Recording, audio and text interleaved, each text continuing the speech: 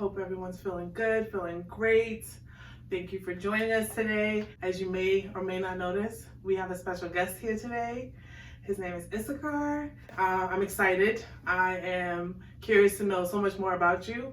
I only know surface level, so I'm gonna ask the questions. Hopefully, I'm not too invasive.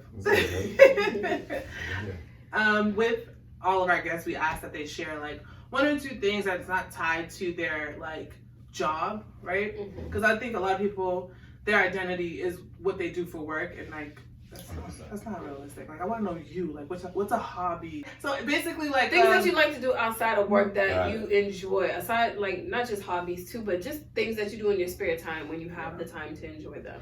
Anything that you enjoy that people may not know about you. Right now, I'm in I would say like the business financial space right now. Anybody who know me in my previous life, I have kind of entered this game like the fashion industry. So I had clothing line, everything fashion related, photography as well too was also my background. And then it led me, this entrepreneurship is a roller coaster. Especially as being a young man trying to figure things out, which led me into this space when I realized that there was something missing as far as like, I think creatives, oftentimes, creativity-wise, they got it on point, but most people don't put time and attention on the business side, so that's kind of how I got into where I'm at right now. Yeah. I want to add to that. So a lot of people try to like shy away from like disclosing all of the entrepreneurial things that they've done, because they're like, oh, that wasn't successful, but I'm doing this. And you don't want to seem like a wishy-washy person. Right. But I'm like, sometimes your hobbies and things that you like can't translate to like business, work in business. But in order for you to find that out, you have to actually exercise all of those options. 100%. And you've done that. And you realize, all right, these are great like career paths, but there's something missing, and that was the business. And so now you're focusing on that. And that's so good. A lot of people don't talk about that. People be like dumping in money and just not realizing like, oh nah. Trust me. There's a lot of dumping. But like this like uncomfortable growth, we always want to touch on the things that we've learned from our mistakes. Right. Because then somebody like who's listening or watching can be like, oh my God, that was where I could have done this, or I'm going to start doing this. He just gave me a resource that I didn't know I had available to me, so now I'm going to use that. But now I'm curious, right? Because you said you're into like the business side of things. Yes. What does that look like? Like, are you taking ownership of like businesses? Are you becoming financially literate so that you can run a business? Yes, definitely. Financial literacy is essential.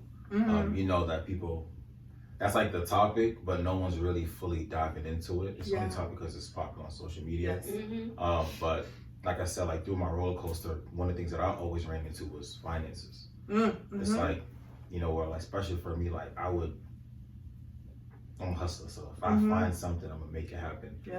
But then sometimes like people don't either calculate the slow seasons, or when your business is growing beyond you and you don't have the team, the structure and infrastructure to kind of maintain the business. And oftentimes a lot of business owners are founder dependent, and that's one of the worst things for anybody, because if you do have a good product or service and everything grows and the demand increases, but you can't fulfill everybody, and eventually the value of your product goes down because the service is not coinciding. There we go. Orders is getting in like weeks later, weeks on out, unable to fulfill it, especially when it comes to customer service. A lot of people don't put time and attention on customer service. The experience of a customer is super, super essential. I've been told a lot of times that I should be like face fronting because I have such great customer service.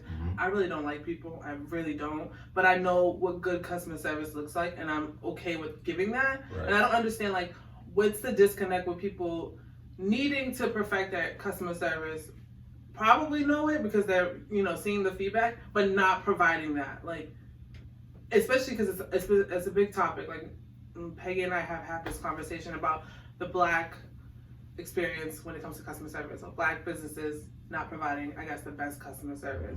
Where do you think the disconnect is? It's a loaded question, right? Because it's not one size fits all for every company.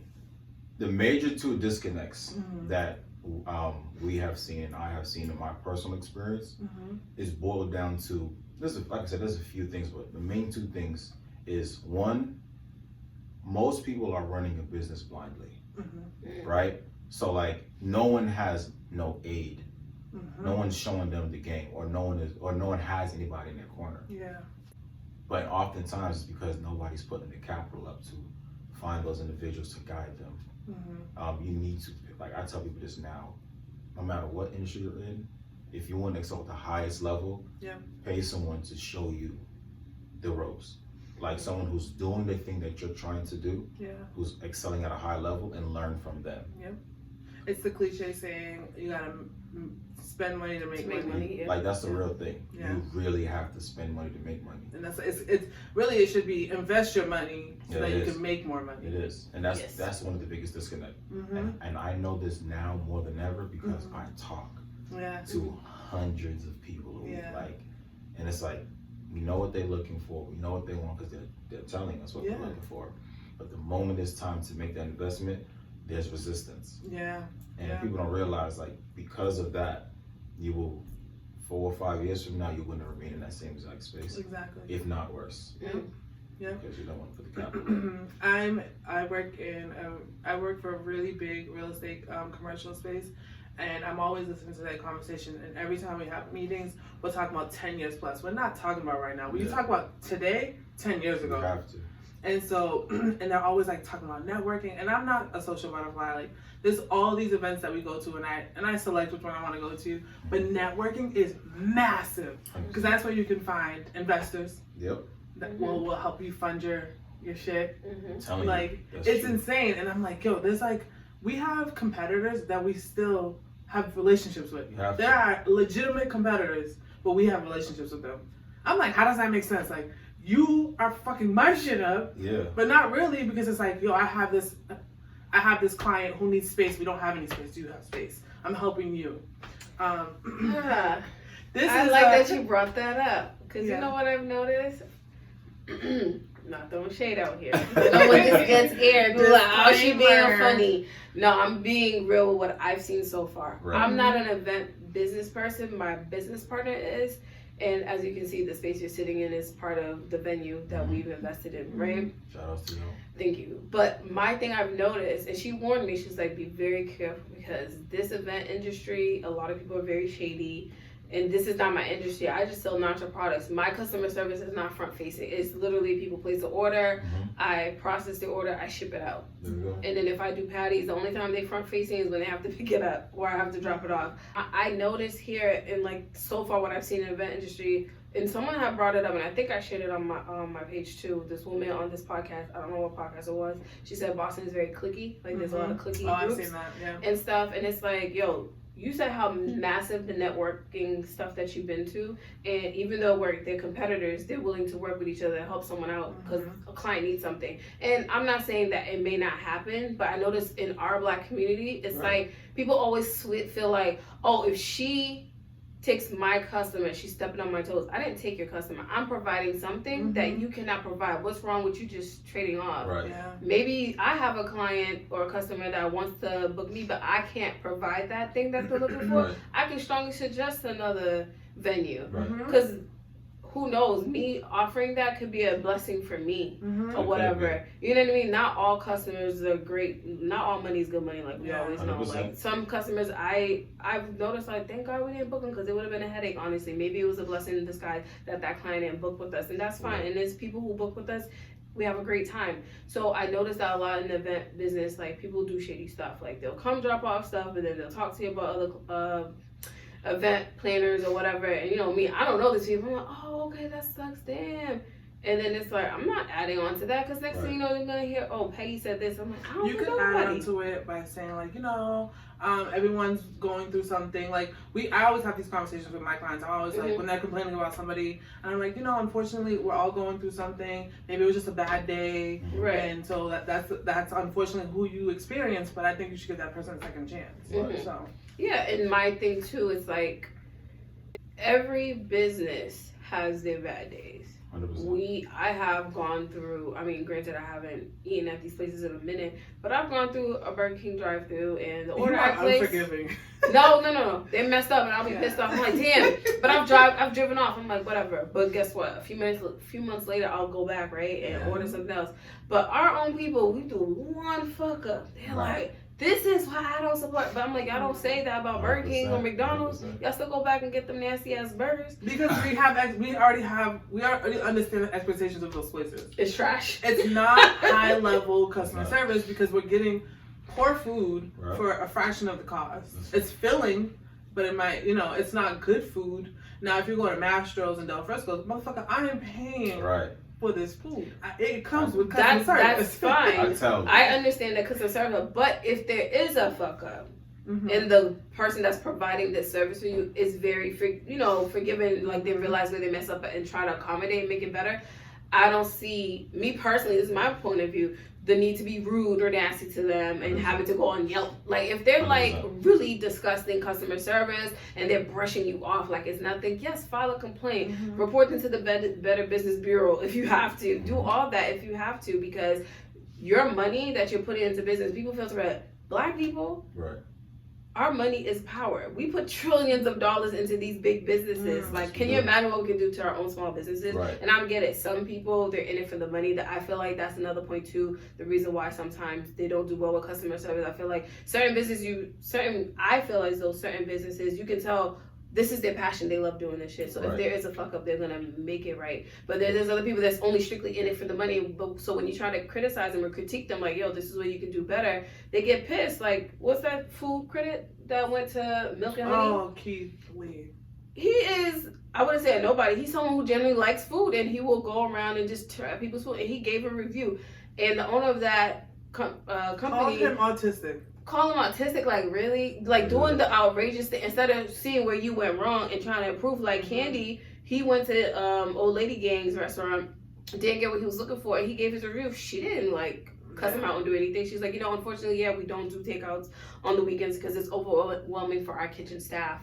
So on top of trying to serve people in the restaurant and then to take out, like, they don't have the capacity to do that. And I'm like, oh, that's totally understanding. There's restaurants that can handle takeout and serve the people in there. Some people cannot. Sometimes you wait an hour and a half for your own takeout. So imagine if they can't handle it. So she sees where her company's at and what they can handle, and she responded back to that with no, and she's like, thank you for coming, thank you for even trying to come in.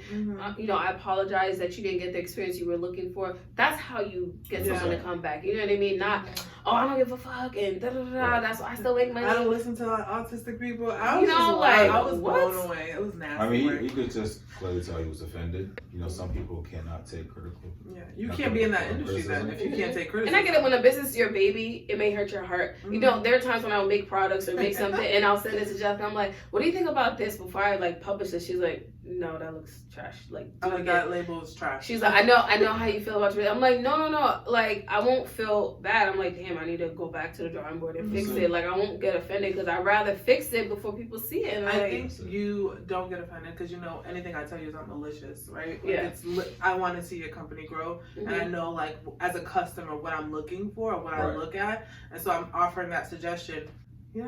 I'm very harsh, but I love her to death, so I just be like, no sugarcoating. That's just trash. I mean, it's gotten to the point that every few months I randomly search my websites that I've created on my personal phone to see what it looked like from somebody else's point of view. Because I'm always on the editing side of it, just to see what it looks like. And then every so often I find a little mistake. I'm like, oh, I need to go edit that, fix that, or whatever. I'll make my own spell checking and stuff like that, because people assume, oh, you're a teacher, you should know how to spell. No, that doesn't mean I know how to spell. There's certain things because necessary. Be kicking my ass when I'm trying to kicking my ass. But no, it's like, it's always good to refresh. Like, even the website that I created for our venue space, I had to go back and keep looking at it like, okay, it's time for me to change the font. I'm not feeling the font no more. I changed it up or whatever, added a different background or whatever, switched it up or whatever from the original time when you helped me fix it or whatever. But it's always good to be open to know that someone may not like your shit, and that's fine. I don't expect everyone. As a business owner, you're gonna have to realize that, and it hurts sometimes for some people because it's your baby. You can't, and you can't satisfy everyone either. You can't. It's not just impossible. What have you done? Target audience. Yeah. There's a reason why that. You mentioned that you had like several businesses that you started. Mm-hmm. What was, I guess, the demise of that, or what was like the change for you? It's like, all right, I need to get away from this. I may need to start something new. Was it? The biggest thing is really, which like I mentioned before, but just not having anybody to show me how this thing really works. Mm-hmm. This goes back to why I'm a firm believer in mentorships. Mm-hmm. Like me personally, this year I probably spent like probably going on 10K. And yeah, just going to learn from other people. Yeah. Who's way more successful than I am. Yeah. Yep. But at the end of the day, like everything that I learned from them, I could not only implement within my day to day, but I also have something to bring to the team as well. Mm-hmm. Yeah. Because at the end of this, the only way to go far is to know how how the ins and the ropes of the journey. Yeah. And avoid whatever you can avoid, right? Not every single mistake is necessary. I have a big problem with putting myself out there, right? Like, I'm always told I need to have like mentorship for whatever I'm doing, and I'm always like, oh, that means I gotta like talk to people, and like it's so cringe. I'm pretty sure you don't have that. I have a lot of anxiety, like social anxiety, like, oh my god, why am I here? Like, this is so cringy. Like, hey, my name's Jessica. Like, it's so cringy. I think a lot of it is it's probably for some people, everybody's different, but it's probably just like the fear of the unknown. 100%. So like, so then, most times people who have that fear to that level is just more so like, you like control. Yeah. What? You like control. Damn. No. What? Anyways. Think about it. You would most people who are very anxious, or like you said, if they don't know what the outcome is going to be, there's going to be resistance. Yeah. So you kind of prevent yourself. It's like a fight or flight. Yeah. I had an argument with an ex about that. I was like, he was like, why haven't you started it? And I was like, I don't know. And I was giving him all excuses. And he's like, you are fearful that if it succeeds, what's next? Like, he was like, it's not the fact that you don't think you can do it. You're a perfectionist. You're going to fucking do it. It might take a little longer than normal, but it's what do I do once it becomes successful? Like, that, I was just like, no. And I kept fighting with him on that, but then he was just like, I know you too well, and I'm going to let you rock. I'm going to let you believe whatever you want to believe. But he also said I have control issues. So. Yeah, you gotta work on it. Listen, and when you're the oldest and a lot of things fall on you and everything has to be perfect, that's where that comes from. One thing I've learned is that, and this is my personal opinion on my experience, perfection is never attained. No. It can never be attained. No. Perfection is more like a standard to desire after, and for you to walk in that, in that journey. Because think about it, if you ever reach a perfect state, then that means there's no redefining, there's no re-improving. So then you kind of like just stuck, you reach the cap. Yeah. But so like for me, like I tell myself, the person that I'm chasing after is 10, 20 years ahead of me. Yeah. But I may never reach that version of myself, but every year I get better. Yeah. Of course. Yeah. And it never ends until I'm no longer existing. Yeah. So the whole like chasing perfection, I'm that way when it comes to career and like life choices. But with like people, I'm very much forgiving in that way. Like I don't expect perfection from people. I'm always like, people are finicky, people are always evolving. So in my head, whatever image I have of you isn't gonna stay like that way, because I already know like 5 years from now, Peggy's gonna be a completely different person. 100%. And so, in that sense, I'm not controlling and I don't seek perfection. But when it comes to work, it's a different story. It's a different story over here. Peggy, honestly, we would have never started if she didn't push me. She's like, I don't give a fuck what you think it's gonna look like. We're just gonna start and then we'll roll with the punches. And I was like, no, it's not perfect. And every year we're learning something new.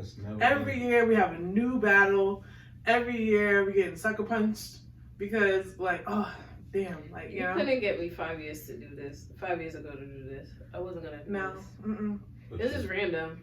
Me and her talked about we talk about a lot of different stuff in the past. That's why like now I crack up when I see a meme where it says two friends talking about a whole bunch of stuff. You know what? We started a podcast, and it's like, yo, this was us, low key, but it was before the height of oh my god, everyone's doing a podcast or whatever. Podcasting was out, but it wasn't like heavy as it is now. But I was like, yo, let's talk about our own experiences. Like, yeah, we'll talk shit here and there, but let's talk about our own experiences. And it was, who came up with the title? Me. Yeah. I said something growth, and he was like, uncomfortable growth.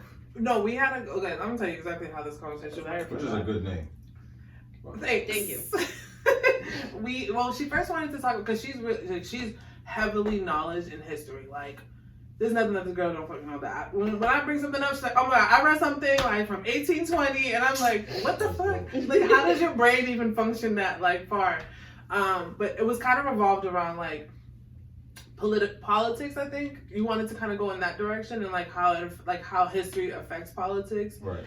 Just her, and I'm like, girl, I'm not that knowledgeable. Like, you're gonna be doing a lot of the lifting and this. Like, I can't support you in that. I'll have to do a research for every topic that we have, which is not a problem. But I feel like it would be much easier and more organic to our friendship if it was just about like our lived experiences and how it's changed us. Right. So. But yeah, but thank you for that. I appreciate that. We're still working. We're still figuring it out here. That's what it's all about, figuring out as you go. Well, we had a few questions. We'll see if we can get to that. Even if we don't get to all of them, that's perfectly fine. We just roll with the punches with the questions, because sometimes one question, the way it's asked, you end up technically answering the next one. So we kind of just rolls into each other. So. Yeah, get this. So, all right. So we was thinking, okay, what did you have to overcome as a man? That is a loaded question, but it's a good one. Sorry. I'm curious. I was just thinking off the top of my head when I wrote it down. That comes with a lot. But first and foremost, one of the things that I had to overcome was. Can I interject really quick? Yeah. When did you have that realization that you went from like young boy to man? Like. What was that age? What was the I guess thing that happened that he was like, oh, I'm a man now. Like I really want to say around 2019 into 2020. At the time, we first moved in together, and me and Naj, and I want to say I was sitting down at the house. And obviously, this is when I'm running a sneaker company. That's when at the time, and it was from like that moment to like during the pandemic. I started actually before the pandemic, where I started noticing me for the first time. I don't know what is it exactly about it. I think that I kept on running into these walls, personal walls that it's like I'm always going to go up and down. And then I went through like this season, right? I'll call it like a dark season, right? Because men don't talk about dark seasons, but we. Okay, I'm catching. Yeah, I went through a dark season. I'm just paying attention to every single wall that I constantly run into, and in that moment, it was like a quick revelation. Like I saw like my father in yourself. Yeah. For the first time. That was the first time I've ever accepted my dad. And it was one of those things that was just like, I really think that these things that I'm running into are the struggles that my father went through. Because I see the outcome of where he's at now. And where you're headed. I saw Now, was your dad someone you would like to emulate, or you would kind of like to redefine and better? Redefine. We'll say redefine. Yeah, I'm here with you on that. But shout out to my boss. I love who he is. Yeah, and Peggy and I say this all the time. Our parents did with what they had, and what they knew, right? And but that doesn't mean that they are exempt from creating trauma in us, right? Right. So we forgive them for that, but we have to now kind of make that change to be better and be the version of ourselves that we want to be. You have to. Yeah. Because you can't play the blame game forever.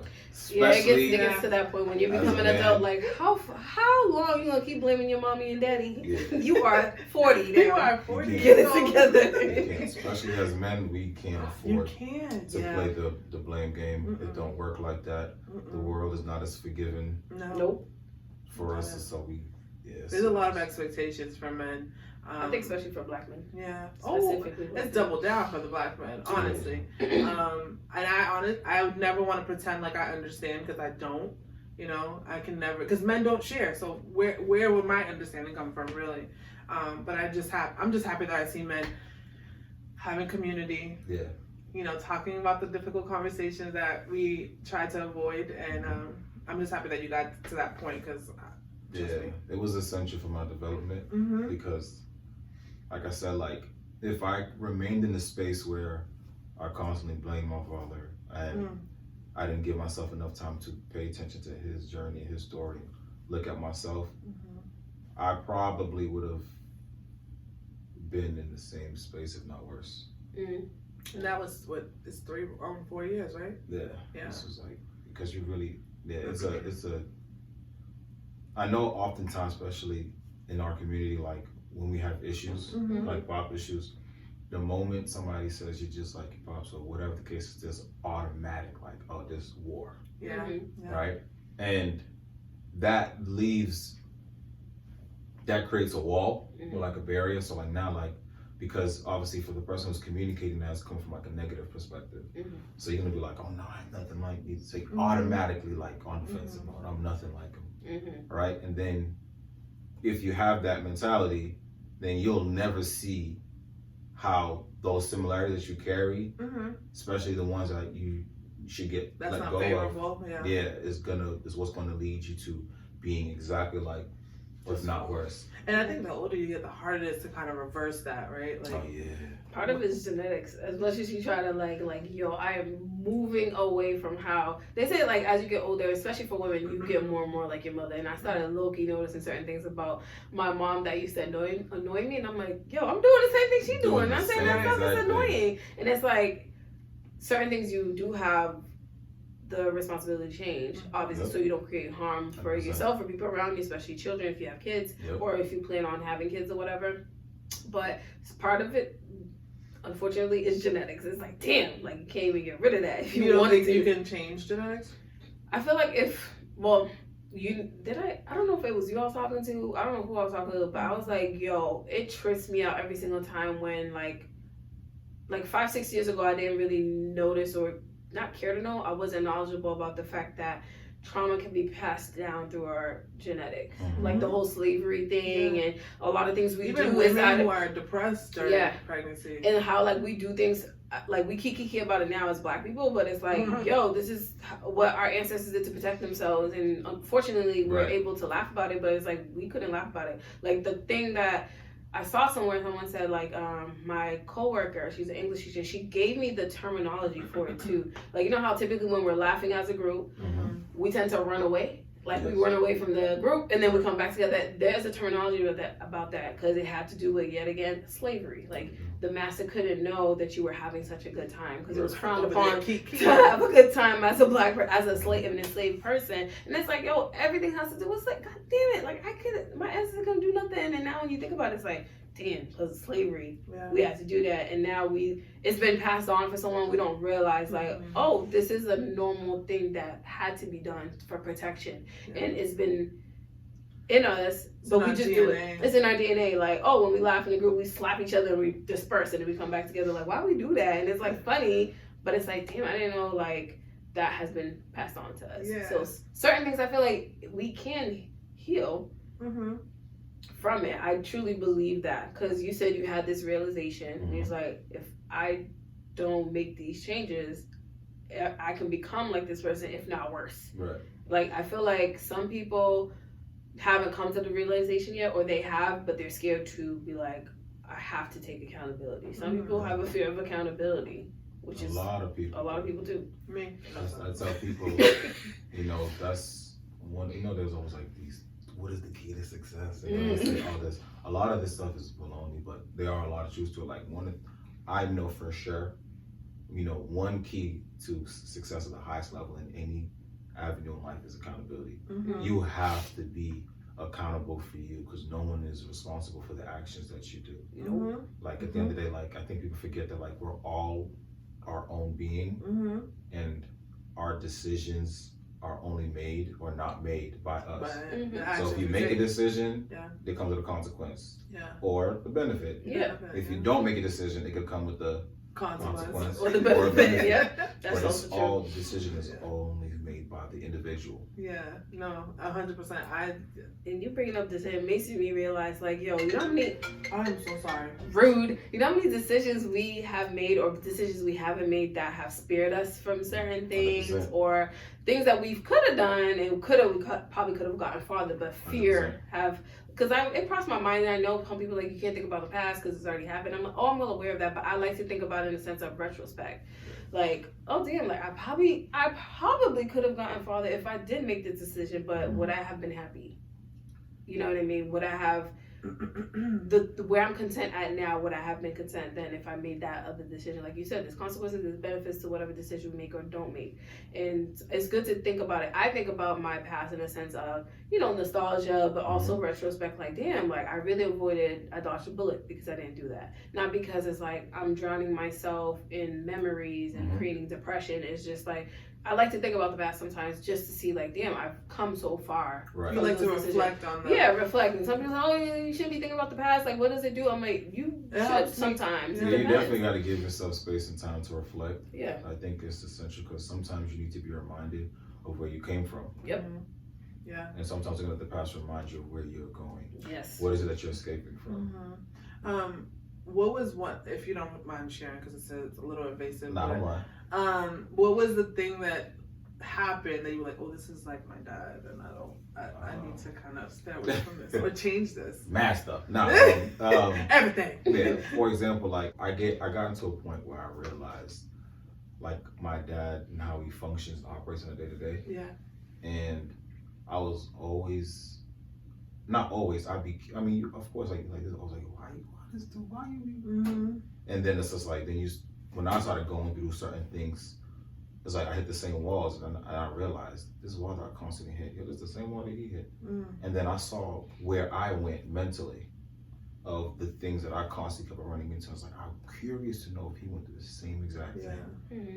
And then the deeper I went, the more I saw. And the more you understood. Yeah, like something as simple as like, my dad is like for example, like my dad has always been someone who wanted to be an entrepreneur, but could never get past a certain point. He can never fulfill it. It's like he would always like have this venture, started, bad partners. Oh, right. I can't tell you how much, like tens of thousands of dollars lost. Every single adventure that I could think of, nothing has ever became something. Never been fruitful or never been fruitful at all. So I've noticed me, it's like I became obsessed with something, then like boom, I'll hit I'm like, this is this constant thing. Yeah, so like it'll be something as simple as that, and then I arrive, it's okay, what is it that my dad did? Like, you start realizing, first of all, you're doing business with bad people, right? And then not only that, but if you're, and this goes to how our community is, it's like, because we're homies and friends and we have the same idea, then we'll start a business. Like, the one thing that we're supposed to do that every other, there's no contract, there's no written agreement. So if you don't have no written agreement, you can get a person, even the person took $70,000 from you, whatever the case is, you can't present that to court, because the first thing they ask you is proof and documentations and everything.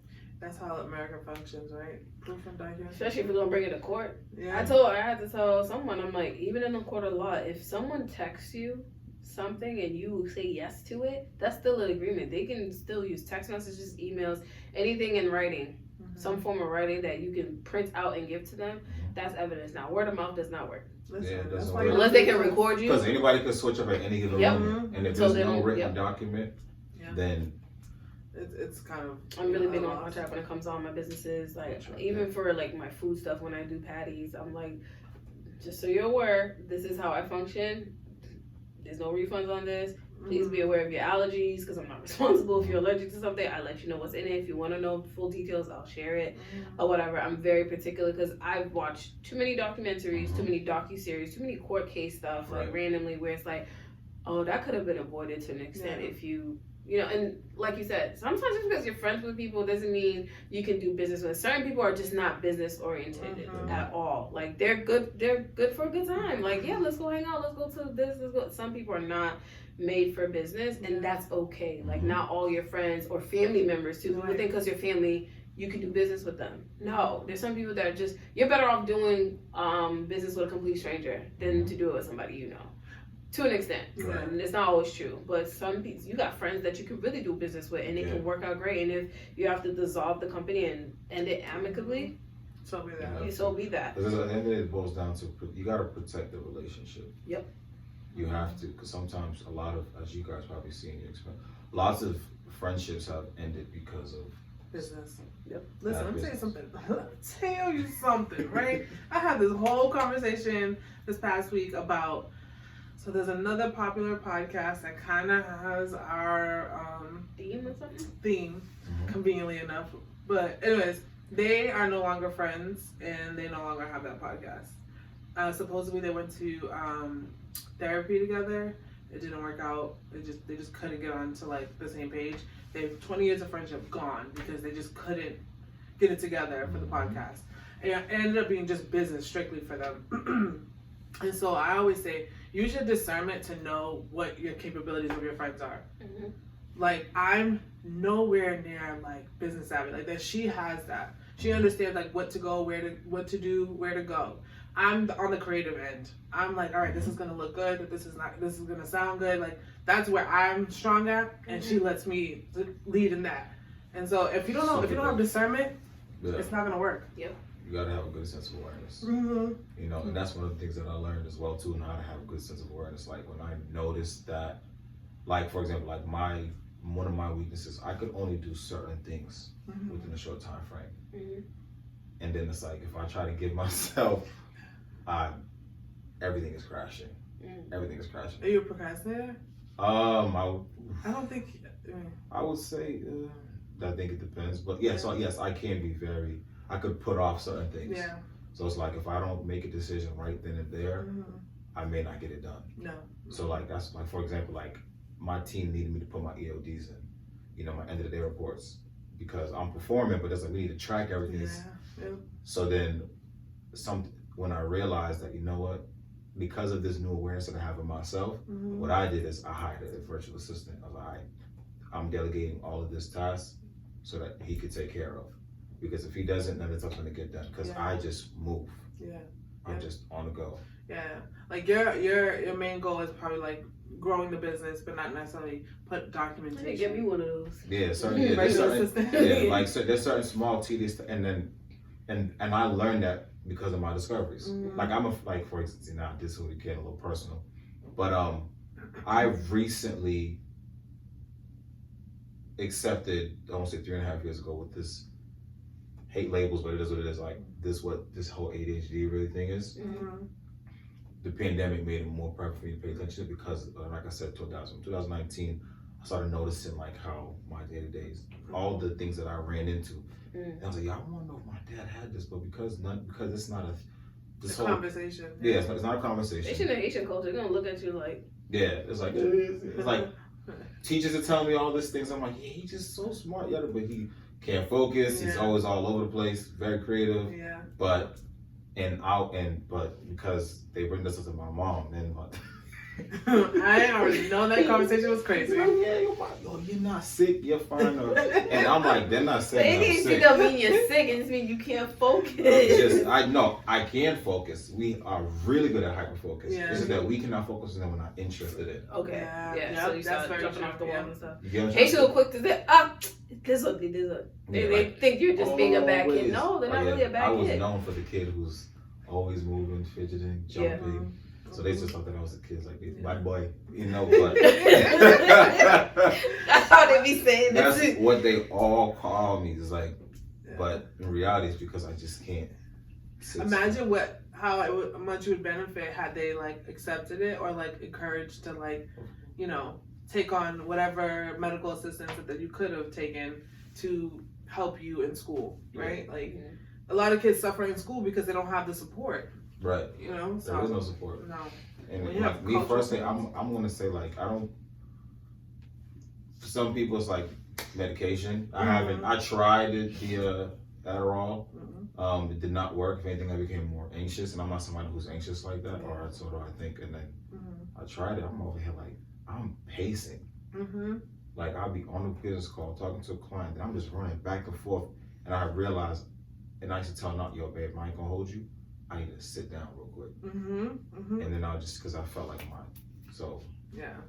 I mean, but there's other resources outside of like pills and stuff. Like it could be like allocating more time for you to do your work, or like removing you from the classroom and having a one-on-one session with a teacher.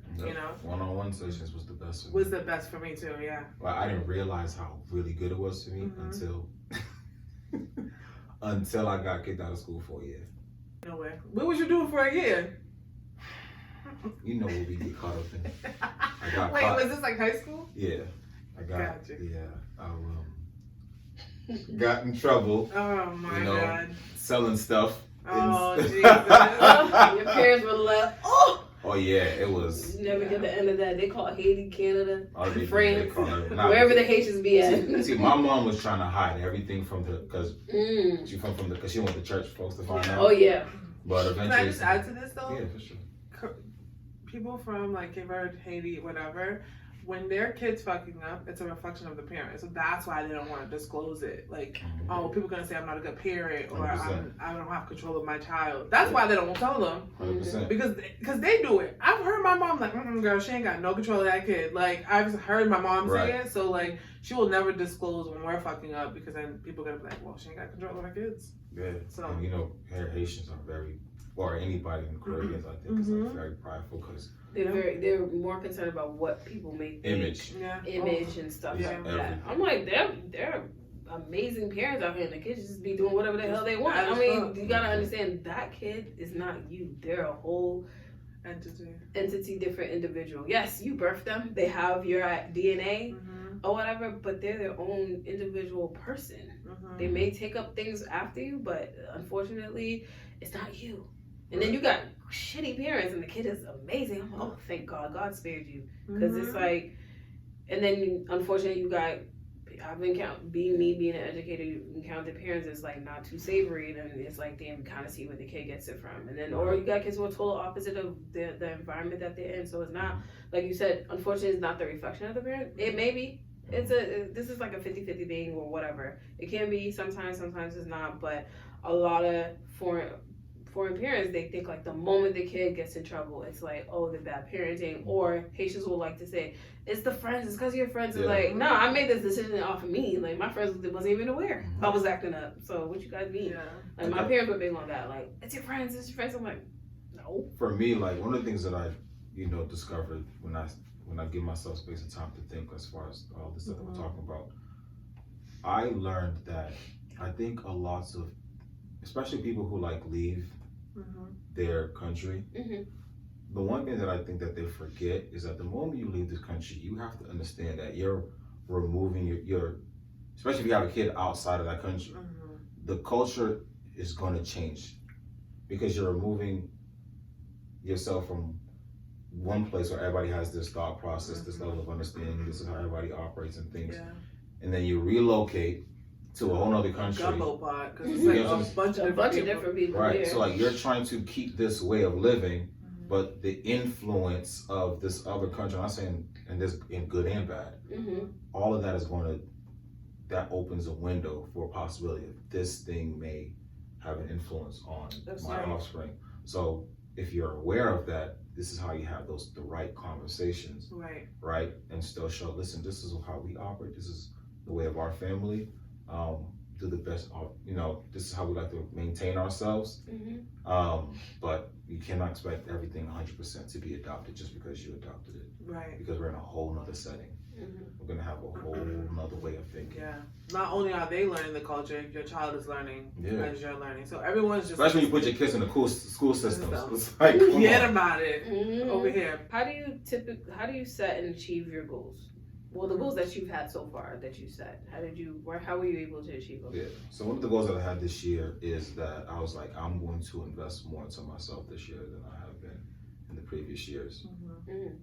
Which boils down to the mentorship programs, the seminars that I've gone to, is because I know where I want to go. Success leaves clues, and I'm a firm believer in there's power in proximity. Yeah. So get around the people that are doing anything that you want to do. So that's why this year you dropping gems in. I had that conversation. I had the conversation with my family. I was like, this year I'm going to be spending a lot of my time, a lot of my capital to invest into myself. Because at the end of the day, I know where I can take myself, and where I'm taking myself, my family comes along with me. And anybody who chooses to follow me, because I know I want to be able to provide for my whole family on my side and her side, right? Or in anybody that I believe that I could bring with them. So like I need to get to a space. Yeah. So the mentorship this year was the goal, right? And you've successfully achieved that. What have you learned through those mentorships? Like, what was a gem that was dropped that you were just like, oh shit, that could have helped me in my past endeavors? That you don't have to do everything yourself. Yeah. Hence you getting the virtual assistant. Bro, I'm telling you, man. Shout outs to James if you see it, bro. Not your cousin, but like like he, and obviously he still got work to do. But like as far as like keeping me on point, like he's also like my accountability.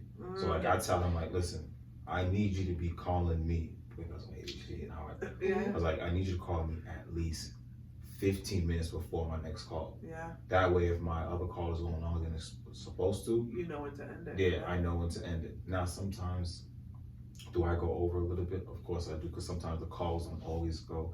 You're dealing with the client's objections and stuff like that. But I still have like a good framework where I give myself enough time to, all right, end this call, on to the next one. So that definitely helped me. Plus, it's gonna help me keep track of my data. And I think that's as you guys know, data is gold, especially in this industry or in this society. So you gotta be able to track your numbers.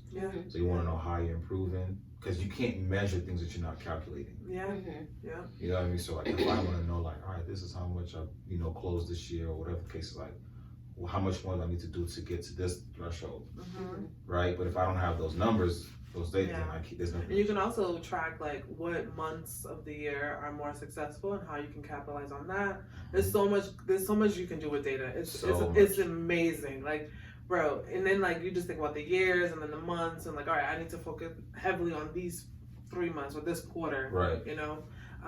I know because I have a team of 4 where I work, and we all have very specific job titles and like descriptions. And even with that, with the big group that I have, we're all like overwhelmed. Like, bro, like I'm just drowning in work, and it's just like, even though we're delegating all of our work, we somehow still need help. Well, like I probably need an assistant, or like, you know what I mean? So delegating is huge, and having the help that you need to grow and be successful is key. It's key. It's very key. So this is the last question we have. I mean, if something else rolls off the tip of your tongue, just roll it on out. What challenges do you face or have faced, and how did you overcome them? One challenge that I face is sometimes like we think that like, especially like in relationships, like I think people forget that like growth doesn't end or should not end. So for me, like I started discovering more about myself the more I invested into myself, the more I started paying attention to who Issacar is. And then you start realizing, so okay, I've been doing this because of this, but that's not necessarily me. So then like realizing that there's certain things that I don't no longer want to do no more, or certain things that whatever that thing is, like now I gotta communicate that to my partner. And sometimes people have a difficult time with having hard conversations within the household, but sometimes it's the best thing to do. Because now you guys get to learn, okay, how can we grow from this? Yeah.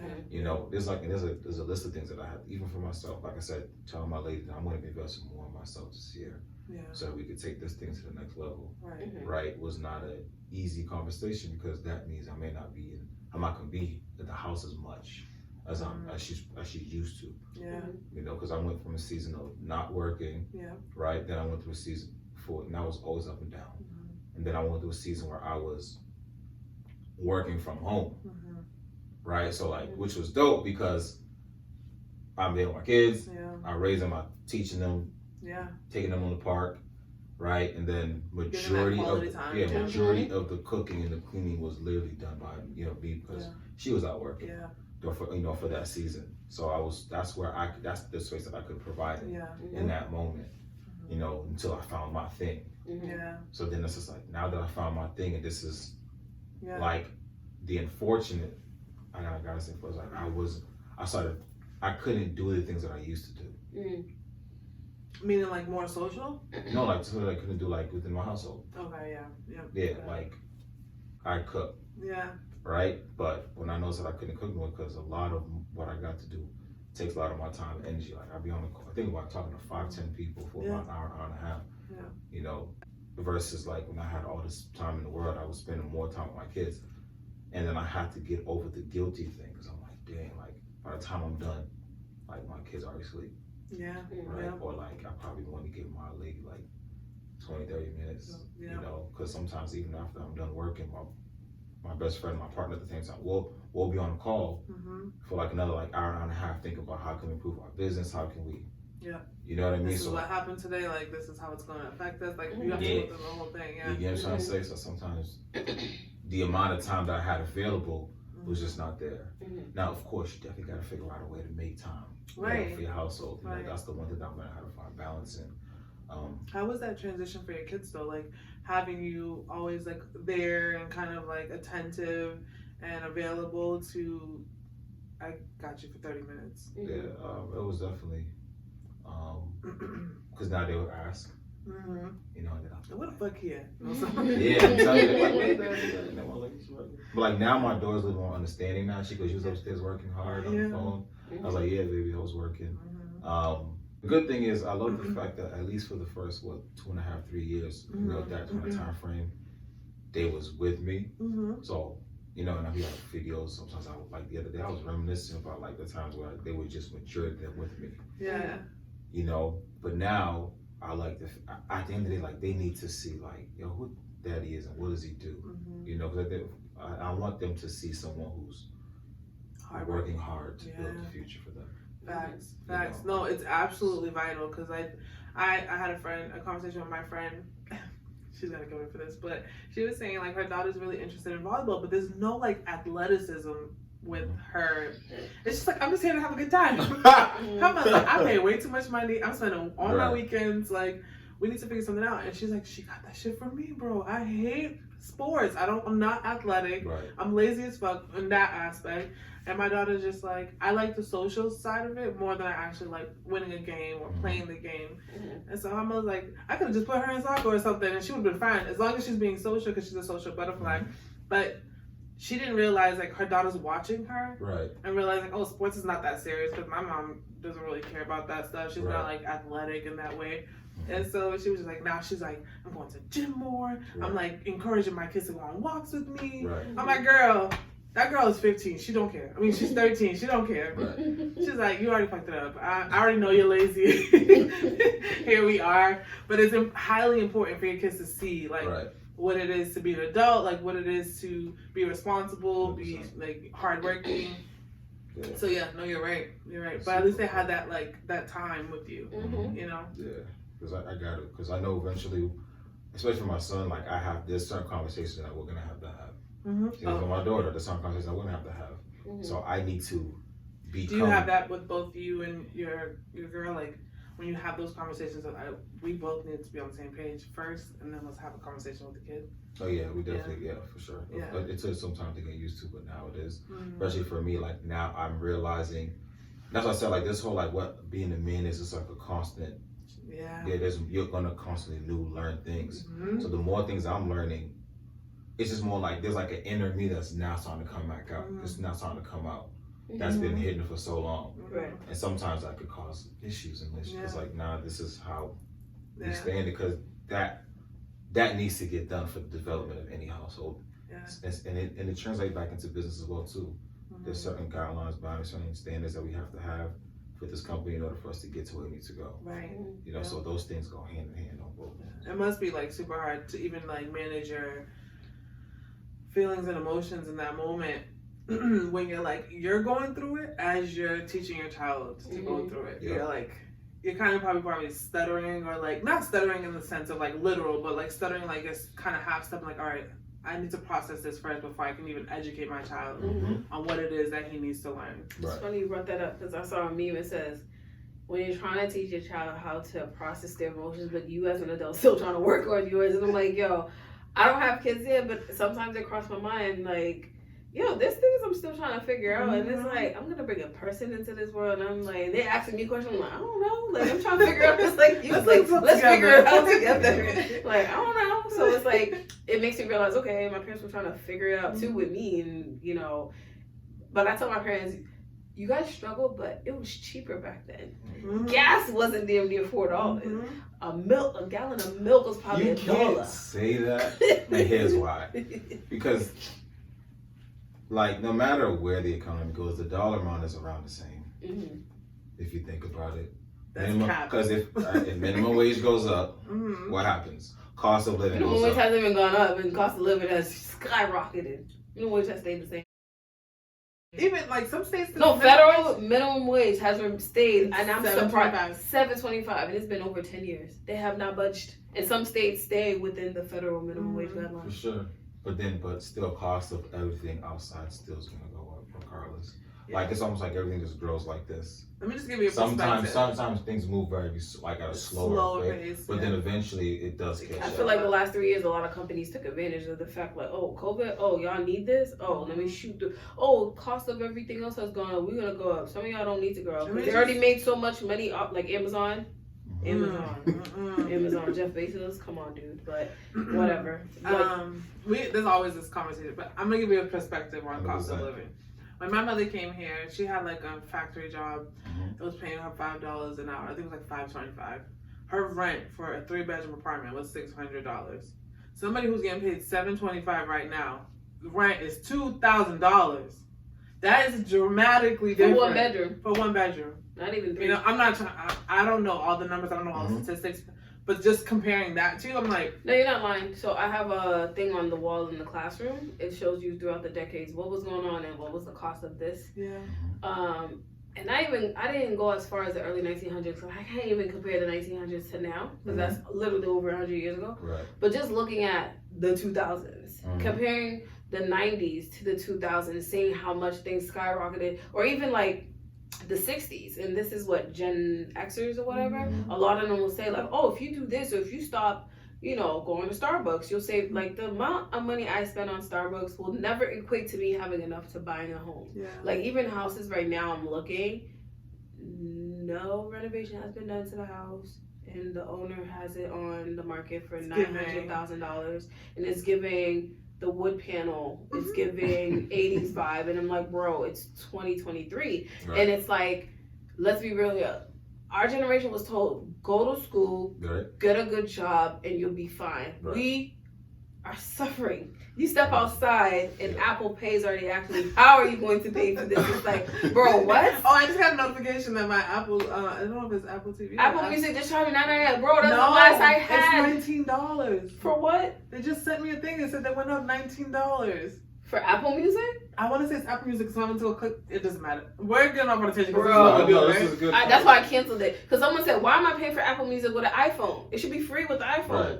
But see, what you did, right, is something that is, and it's a hard thing to do, but that's when it really begin to boil. That's when people need to realize, like, half the things that you are buying into, you actually don't need. And I think that people, and that's the issue with... You need Starbucks? That's the issues with having too many options. It's because having too many options makes you think that, oh, I need all of this thing. Yeah. And now all you're doing is just spending more than you're supposed to. Yeah. So it's like people have to really know how to understand. Okay, if you have Netflix and you have Disney Plus, do you really need Amazon Prime? Right, and you're only going into those applications maybe once or twice a month. You get what I'm trying to say? Yeah. So it's like whatever you watch the most. I don't have time to watch. Yeah, I don't watch Amazon Prime, but I need Amazon Prime for my deliveries because some things I need. He's just saying like when you have one, why have you're right. To follow? Basically, I have to delete a good people just have to like vet their finances. That's what it boils down to. Especially if you understand, if you know that where we're going into the market is going to, which is also why it's important to have a sense of awareness. So, get connected to people who are aware of those things, right? Financial advisors, so that way they'll tell you, okay, this is where I'm at financially. This is the best that I can. How can I sustain myself during the next 4 to 5 years while we go through like this hardship? Right. But a lot of people aren't doing that. No. Like one of the beautiful things about what me and my team do, we help clients access capitals from the bank because now you go to the banks. The banks got all the money that you need. For the time that they print it out, we have our client go straight to the banks.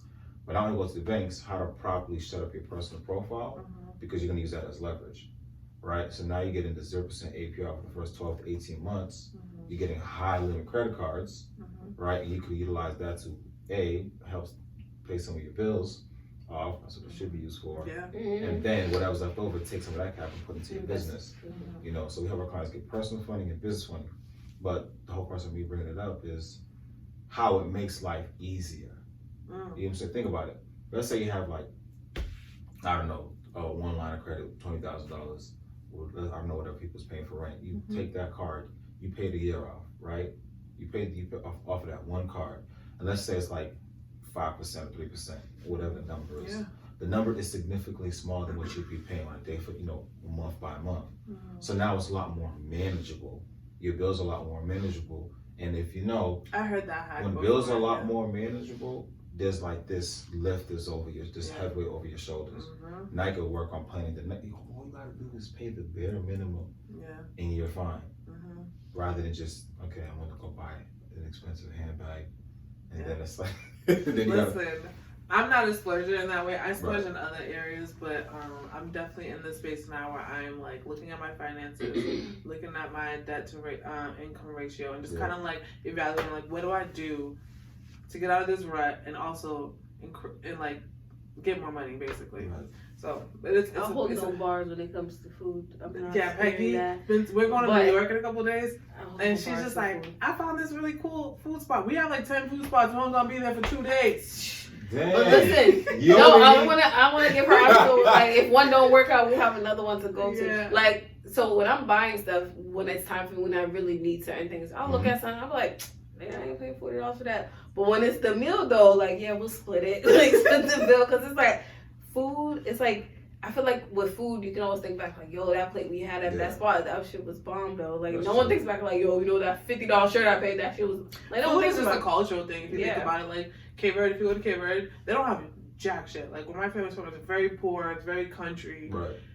But when you come to Cape Verde, they give you the whole spread because food is like community. It's like conversation starter. It's an experience. It's an experience, right? So we have this whole like tie-in with food. Peggy is a foodie, okay? That's good. Hook me up. I need to know what some good parts I gotta do. She has a whole saved page. Really? Yeah. It's all the links of everywhere that she wants to go. I do that. I mean, everything. And then there's foods that like some people will make, and I'm like, oh, I want to make that, and I'm like, I probably will never make that dish, but save it because you never know. But like I get what you're saying because I've been my father. One thing he's like, I didn't go to school for too long, but one thing I can say, he's like, when you start working, if you have a $200 check, take $50 and put it off to the side. Like my parents weren't aware of like investments and stuff. I was gonna say that doesn't work. It doesn't. It works. At the time, that's what it worked like for them. Putting it in savings, but like now we need to learn investing. Investing, like where should we invest? Like I don't even like that 401k shit. Like Yo, they're holding my money hostage. I've been trying to put it in a Roth IRA. That's a different conversation to have, but that shit is like Roth IRA is good. Yeah. I personally would tell you put in life insurance policy, more like IUL. And people don't know that life insurance policy is not for death; it's for when you're living. Exactly. Yeah. Your money goes. I learned that recently. It said death insurance is Yeah, life. I have one. My Life. money's growing every month. Yeah. Every month, But to be honest with you, this may not be like the popular opinion, Mm-hmm. but like, yeah, as you know, probably, especially during the pandemic, there's like, you gotta do stocks, bonds, mutual funds. All those things are good. Yeah. Personally, one of the best places to invest a large majority of your capital is into the S&P 500 over the S&P 500. Who are those? Because of, Those basically peoples. all the big popular companies, all yeah. the Apples, the, Amazons. Yeah.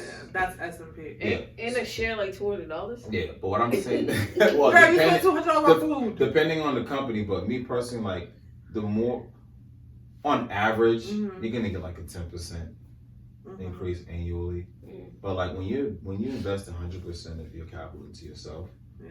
you reap 100% ROI. Yeah. 'Cause at the What end is of that? your return on investment. Oh, okay. Yeah, y'all gotta.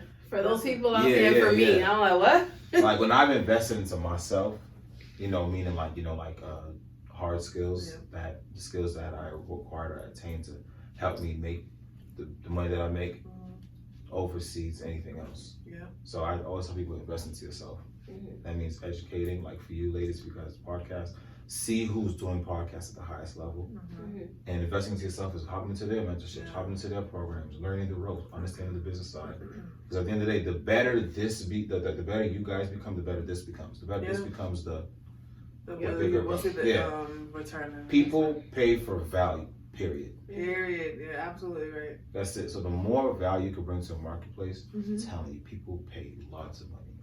Before we close out, what's one message you would like to give to our viewers in regards to like your personal growth and What's one piece of advice that you wish someone told you years ago that is now life changing? Like whether it be about investments, whether it be about family, whether it be about a recipe that you could that you made. a little aspect of being a man, because I deal with teenagers and a lot of them think, yo, I'm a man. I'm like, why? Because you pay a phone bill? That's not a definite. Anyone can pay a bill. Right. We're just trying to find, when the people say they're just trying to find our identity, trying to figure out who we are. Obviously, when you don't have certain influences, in your life, you kind of think you have this understanding of what this thing really is, but being a man is constantly growing. It's constantly evolving, right? Who you are 10 years ago is not who you're going to be 10 years in the future. And just being open to growth. Yeah. You got to be You open tying to it growth. in. Tying it all in. I would tell people, be open to growth. You're not going to get everything right off the bat. It's all about discovering who you are along the journey, because it is through the journeys where we're molded in the process. Yeah. We're building the foundation. Yeah. Doing that, just getting around individuals that's going to add on to who you are. Yeah. And just build from there. Yeah. I appreciate that. Honestly, I'm pretty sure you deal with a lot of students who are like lost in the sauce when it comes to. Some of them may not have the male not perspective of male influence in their lives, and and to no fault of our own, teaching is usually a woman-dominated profession. I'm not saying there aren't black males or not men out there that are in that profession. There are, but 80 to 90% of the profession is women. And some of them want to look up to a man, and they get positive vibes from us as women, especially the black women that work with them. But I feel so much. You can only get so much from a black woman, because I can't tell you how to be a man. You need a man, but in a positive aspect though, because then you have men who are not a positive influence, and they're in a young black man's life, and they're not leading them the right way either. So it's like you want someone that's been through it but knows how to guide that child into a young man, to a grown man eventually later on in life. So yes. Well, I appreciate you joining us today. Thank you. It was very insightful. I'm definitely gonna have to reach out to you because you mentioned something about the not S&P, but what was that one? S&P 500. Basically, just a clever way to say invest into yourself. Yeah. Okay. Yep. I need that. Definitely. But anyways, thank you for joining us. Thank you guys for watching. We'll catch you next time. Peace.